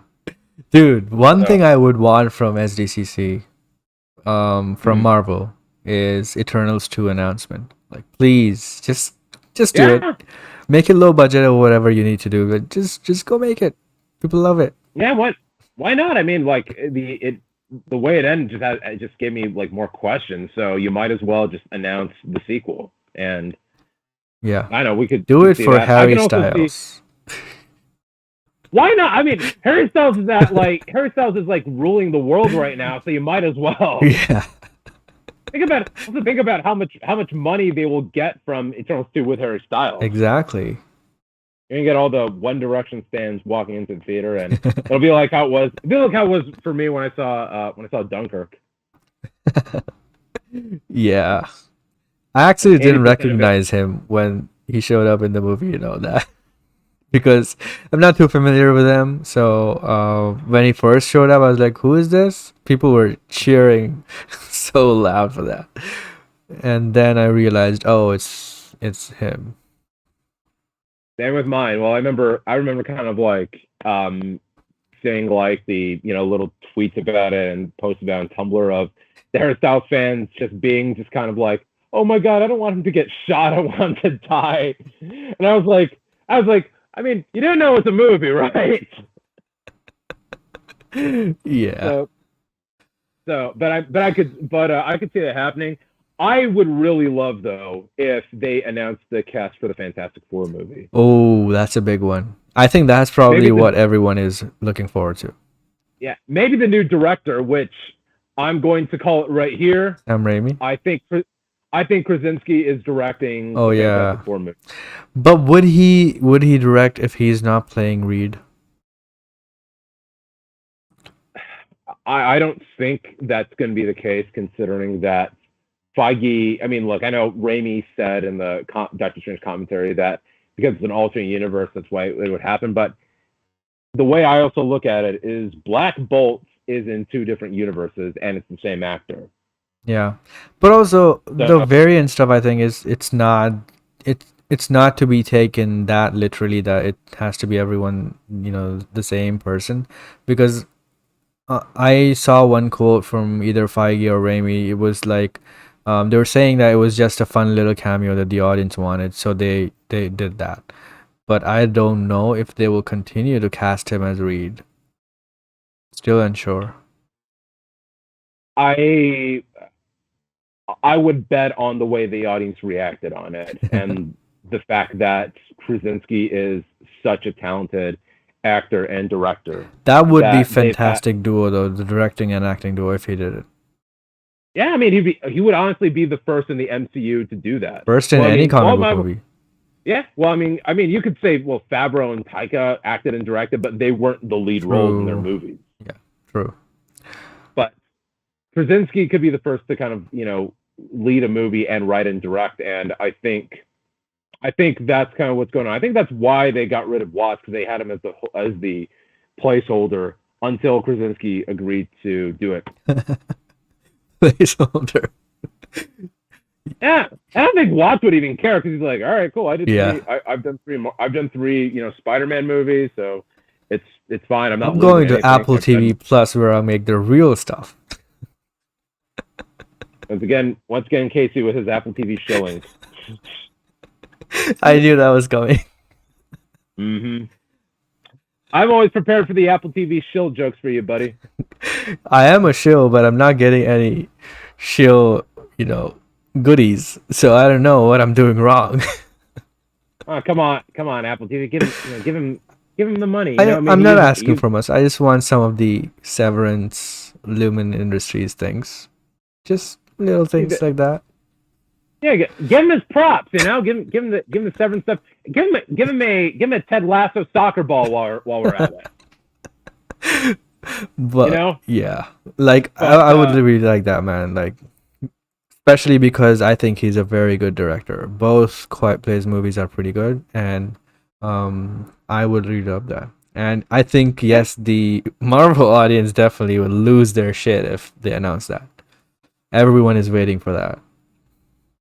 I mean, I look at it like this. I mean, there's been casting news on, there's been various stages of production with all of the stuff that had been announced at the kind of like investor, video thing from 2 years ago with Thor and with the Marvels and so forth. There hasn't been anything new regarding Fantastic Four, and I think they are intentionally keeping that under wraps until Comic-Con. Mm-hmm. So I wouldn't be surprised if they're kind of like, okay, here's your cast, here's your Doctor Doom, here's the director, and boom.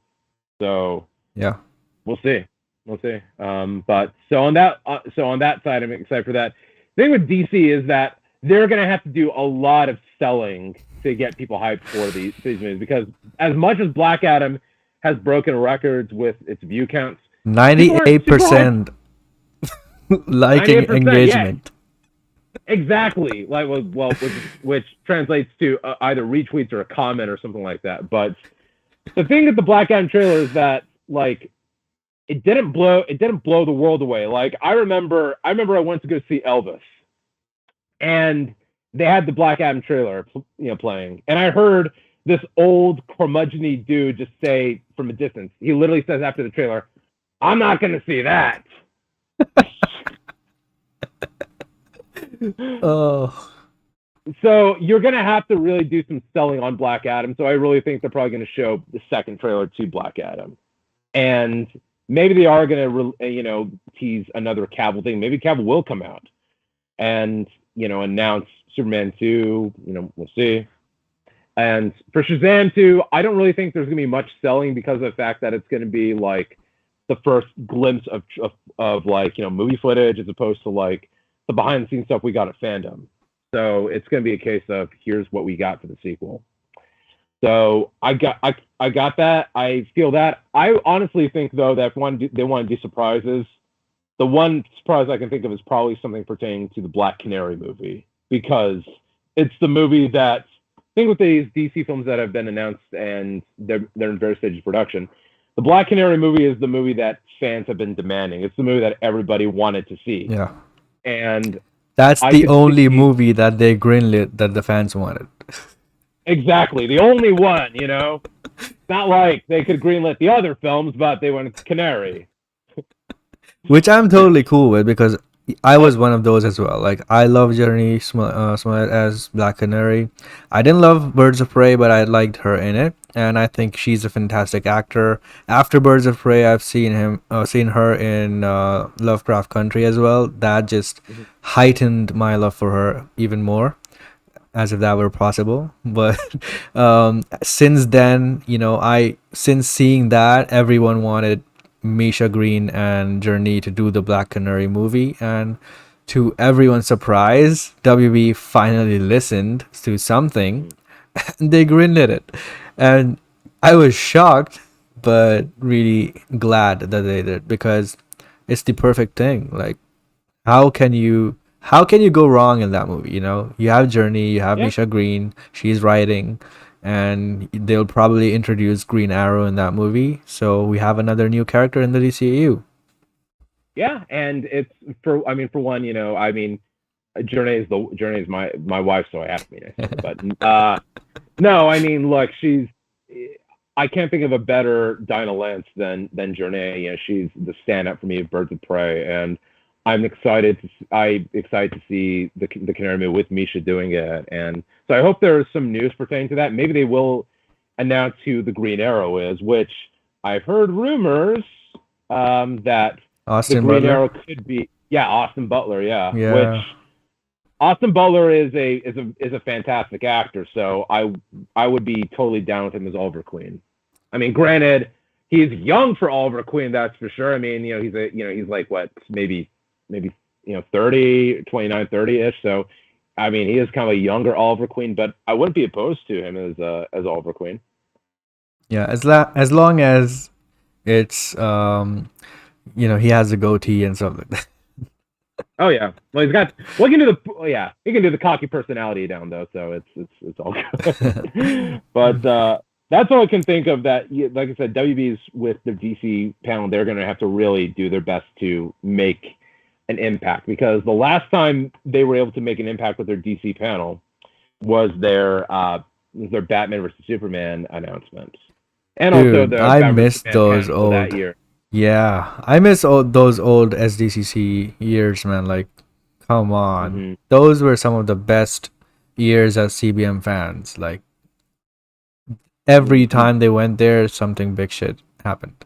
Well, you felt like you were on cloud nine Yeah, when with every Comic Con with both of those, and also with the Fox panel too. yeah. Like, I remember, Comic Con 2013, like that probably to me is the best Comic Con I've experienced. I've of news, because you had the Batman vs Superman announcement, you had the Days of Future Past trailer, you had the Guardians of the Galaxy, trailer as well, and which that got leaked, and the Winter Soldier show, which got leaked, and Dark World and stuff like that.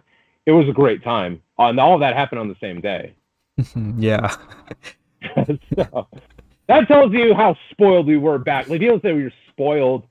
People say we're spoiled now with our CBM, like material. We were super spoiled back then, I would argue. Yeah. Agreed. But So yeah, I think they'll show Batgirl as well, now that I think about it, because that rap production is well into post production since a while. yeah, So they probably have a teaser ready. they probably do, and Blue Beetle too, considering that's gotten such Oh positive yeah. feedback. That costume was amazing, man. Like on It's a set it great looks design. amazing, so just imagine how good it looks on camera. Yeah, it's a great design. So I mean, I can't wait to see how that transfers in, with the CGI that's probably going to enhance it, and you're going to hear Zolo's Blue Beetle voice and stuff like that. So, I mean, it's it's going to look good with the first bit of footage. Yeah. I like Blue Beetle in Young Justice. I think he was one of my favorite characters. So Yeah, I'm he's great. I'm glad they're bringing him into the DCU. Yeah, me too. All right, so that's our predictions. I think closer to the event, we will probably do another show, um, you know, bringing in some guests and doing predictions and stuff like that. But yeah, I'm pretty excited. After years, both of them are going again, physically and having big panels. So it will be an exciting time. I'm very much looking forward to it. Me too. All right. So moving on to 2 days before that. I mean, 5 days before Hall H, but 2 days before SDCC starts. So on um on June 28th, suddenly Zack Snyder posted this video and said own on digital 7/19. So basically, after a year of Zack Snyder's Justice League releasing and seemingly Warner Brothers moving on, well, literally as well, based on Ann Sarnoff's statement. So them moving on from this movie, they've not promoted it after that much. They just released it and released the Justice League Gray version, and that's it. They moved on, right? And they had other movies, other stuff like that that they were focusing on. But the only thing you'd hear from about this movie was either analytics or from toy makers making the stuff like that. Mhm. But official news from the movie didn't come until now. And why are they releasing digitally when you have it on HBO Max already? And this is just for the US because other countries have it digitally already. So they are releasing this digitally on other platforms other than HBO Max a year after seemingly they have moved on. And this is just 2 days before SDCC starts. Now, there's nothing else here. Zack just said own this digital, and there's a simple video of the jail broken thing, which is fixed, and then there's smoke, and then it goes to the broken one. Own on digital. That's it. And even Warner Brothers posted it. You know, Mhm. so look, I'm someone who doesn't think that the sequels will get greenlit anytime soon, at least, because Zach's busy. The cast is, hard to get now. They're busy with their own projects and stuff, and WB is focusing on their current slate as well. So I'm not sure how that will come apart. But especially with new management coming in, and having this post raises my eyebrow a bit. Like, why now? Is this to test some numbers, or how it's gonna do now after all this time, after them moving on and probably the audience moved on and stuff like that? Do they want to test it again to see if there's some kind of future here, some kind of, as it was originally supposed to be, some kind of Snyderverse projects, Deathstroke or Atom, Martian Manhunter, maybe Cyborg, stuff like that. So yeah, I do think this is not just a simple, release for digital without reason. I think there's more to it. I'm not saying it means that um, the sequels are coming or something like that. I just think that they are probably doing this to test its demand right now as of this month, because it's been a while since that movie came out. It's that whole thing of WB rejecting fans and saying that we're moving on and blah blah blah. So after all of that animosity between the company and the fans, the whole Ray Fisher stuff, all of that, and again Zach winning at the Oscars, for fan favorite and cheer moment and all stuff like that. So all of that in the past, right? Now we have new management. David Zaslav doesn't have personal gripes with Zack Snyder. He is a businessman, and he will look to the IP he owns. And the biggest IP you have, other than Superman, is the Justice League, because you have Superman and Batman and all of that in it. So that is DC's biggest IP. The fact that you don't have another Justice League movie will definitely 100% raise eyebrows and raise some questions with anyone who's coming in. So this man went in there. He was like, "Let's make a new Justice League movie. Where are we at on that?" And Toby Emmerich was just sitting there, you know, without any words. So Zaslav was like, I'm firing you. Goodbye. And he's out. Hamada is gonna be out soon. But he's basically out because, they are looking for a replacement already very publicly and probably already have picked someone, but they haven't announced yet. Um, so that replacement will be Hamada's, and he's basically out. So with these two out, there is a higher chance of getting something from this world. You don't necessarily have to get a jail sequel. You can have smaller projects like Zaslav said, that you could have HBO Max originals under $35 million, right? So Deathstroke fits in that. You can have a Deathstroke movie in that budget. So stuff like that can happen, and I think this would be a very fantastic idea if they did that, because I've been wanting that. That was originally the plan. Everyone wants that, getting either animation or live action projects from the Snyderverse, because people love these characters. Not everyone does, but a lot of people do. And, they proved it with the release of Zack Snyder's Justice League. A lot of people had positive reactions to it, and people are invested in this world and all that. So yes, I do think that that's the route to go, and I would be the happiest if they actually did some announcement at Comic-Con as well for this. What do you think? Do you think it's Look, more than just a digital release? On one hand, it is just kind of a digital release. So they've, Max has done that with their exclusive projects. Like, I was on Vudu the other day, just going through and seeing what was on sale, and the Fallout, the Jenna Ortega drama that's on HBO Max, like that's on sale now on HBO Max. So it could be that, but the thing is, they put it so close to Comic-Con. That is the thing. They could have put it out like in June, or they could have put it out in August or October or whatever. They chose Comic-Con weekend. Mm-hmm. And I think that is just kind of like intentional as a way to kind of like build up hype for that and see how the digital sales are, because they are aware of how vocal the audience has been for a continuation of Zack's universe. Yeah.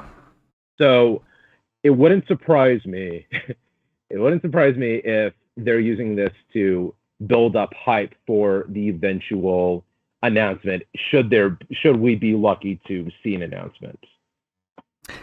But at the same time, like, I just look at it kind of like, you just take it as you go. Yep. So I just look at it kind of like, the fact that I own a lot of movies not just on physical but also on my digital library, and I'm so happy that I can finally put this in my digital library that can be right next to my digital copies of, like, Man of Steel and Wonder Woman and so forth, and not just have, the Whedon Justice League that's in my digital library. So,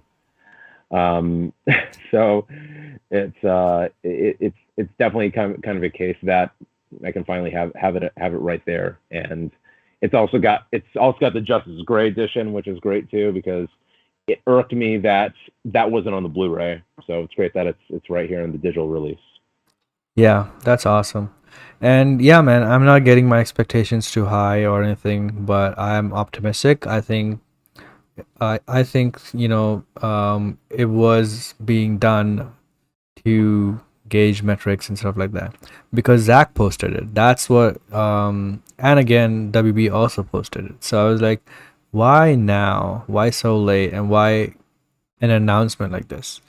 And especially close to Comic-Con too. So yeah, all of these factors, maybe we were looking too much into it. Maybe it's just simple. But also, as a hopeful fan, I would say maybe we could see something regarding this in the future. If Zack, like, I could see it happen at Hall H at the end of DC panel. Zack could walk out and say, "Hey guys, I'm busy. I'm busy working on Rebel Moon, but my next project is this," and he shows, Zack Snyder's Justice League 2 or Zack Snyder's Justice League, The Nightmare Chronicles or whatever. Dude, I don't know. The internet would blow. we would be jumping up and down like we were children. Yep. Absolutely. It would be almost as big as the BVS announcement. Because this one seems impossible. Oh yeah. Oh, absolutely. It would be that. I mean, because Zack had said. I remember Zack had said that when the Snyder Cut got greenlit, his initial plan was to announce it at Comic-Con. Yeah. Like he wanted to get on the Comic-Con stage and announce it right there in front of the crowd and hear them lose their minds. But because COVID had happened, that's why he went for the commentary,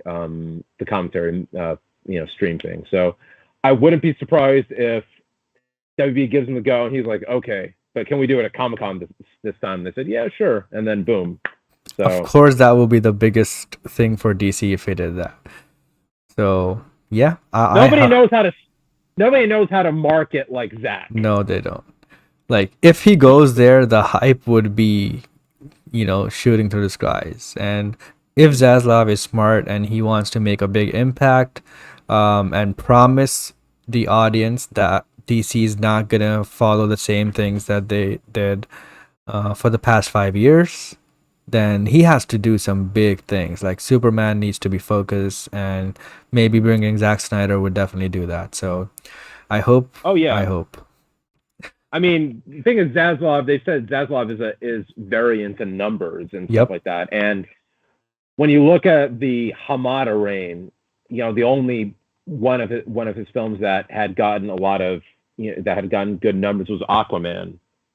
Aquaman isn't really his though, because he didn't greenlight that. He was given that project, which was already in production. So I wouldn't count that on him. Birds of Prey was his. Shazam was his. And Joker was his, but they didn't get profit.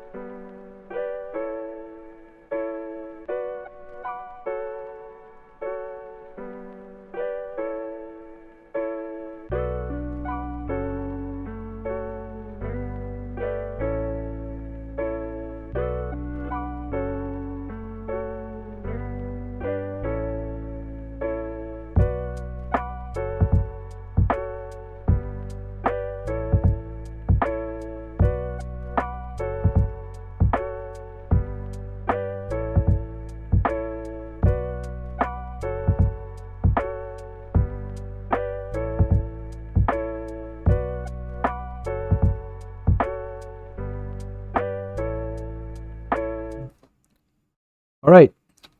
So yeah, where were we?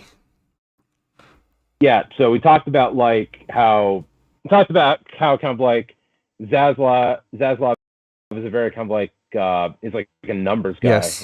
And I think the fact that like he's looked at the numbers on the Hamada projects and how they haven't done well. Like they've done all right, they haven't done amazingly. Like Birds of Prey didn't make the money it should have made. Now, granted, the month after Birds of Prey come out, it happened, and that's what happened. So I mean, you can take that. But Shazam didn't light the world on fire, and neither did Suicide Squad. So I think he's looking at those and being like, okay, well, those numbers have done average, but Justice League has done great numbers with the engagement, with the streaming activity, and with the fact that it's done very good Blu-ray and DVD sales. So I can see him looking at that and be like, we should do this more.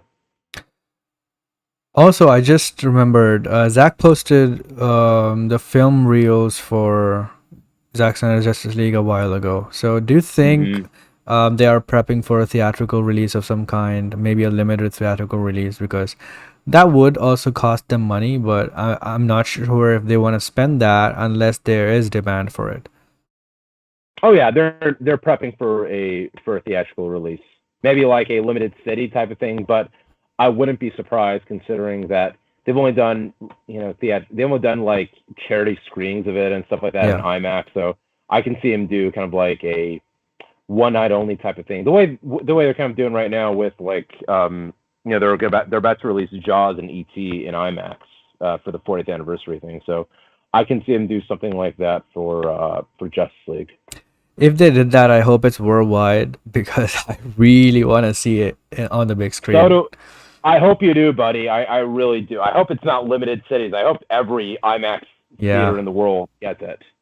I'd hate to travel to like LA to watch it. Yeah, true. All right, with that, we have concluded our show, and thank you everyone for joining. Siani, Fear Jason, Code, everyone else. Thank you, and thank you also if you are listening and watching this later.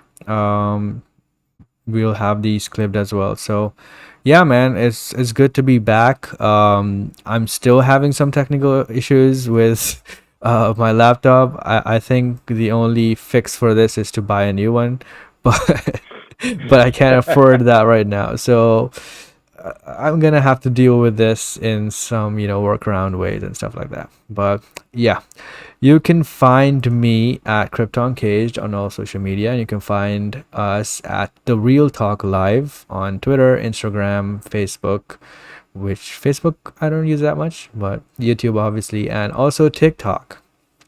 Where can they find you? So you can find me on Vero and Twitter at Roku9413, and you can find me on Instagram at ThatRealRoku.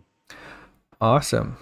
All right. With that, you can wait for our next weekend show, which I'll definitely do. And yeah, until then, take care and goodbye. It is.